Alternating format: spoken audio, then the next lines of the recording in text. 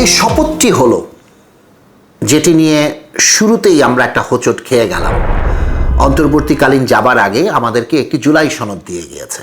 কথা ছিল সকল সংসদ সদস্য সেই জুলাই সনদের সাংবিধানিক সংস্কার পরিষদ নামে যে পরিষদটি হবে সেখানে তারা শপথ নেবে এবং স্বাক্ষর করবে।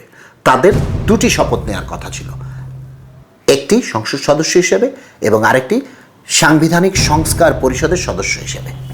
আমরা দেখতে পেলাম সরকারি দল বিএনপি তারা দ্বিতীয় শপথটি নেয়নি। তাদের কথা হচ্ছে সংবিধানে যেহেতু এটার উল্লেখ নেই, সেক্ষেত্রে তারা এই মুহূর্তেই এই শপথটি নেবে না। অপরদিকে জামায়াতের জোট তারা দুটি শপথই গ্রহণ করেছে এবং তারা বলছে যে সরকারি দল শুরুতেই তাদের প্রমিস ভঙ্গ করলো এবং এভাবে কথা ছিল না। সরকারি দলের যিনি প্রধানমন্ত্রী হয়েছেন তিনিও তার ক্যাম্পেইনে মানুষকে হ্যাঁ ভোট দেওয়ার জন্য, যাতে গণভোটে হ্যাঁ পড়ে সেটা দেওয়ার জন্য উদ্বুদ্ধ করেছেন। কিন্তু দেখা গেল যে তার দল বা তার এমপিরা বা তিনি দ্বিতীয় শপথটি নেননি।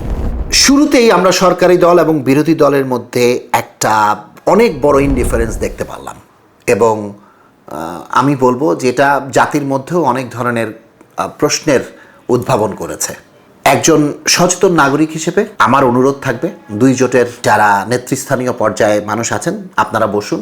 যেহেতু আপনারা এই জুলাই সনদে স্বাক্ষর করবেন বলেই আপনারা প্রতিশ্রুতি জাতিকে দিয়েছিলেন এবং জাতি এ কারণেই গণভোটে 60% হ্যাঁ ভোট দিয়েছে, আপনাদের প্রতিশ্রুতি ভঙ্গ করা উচিত না।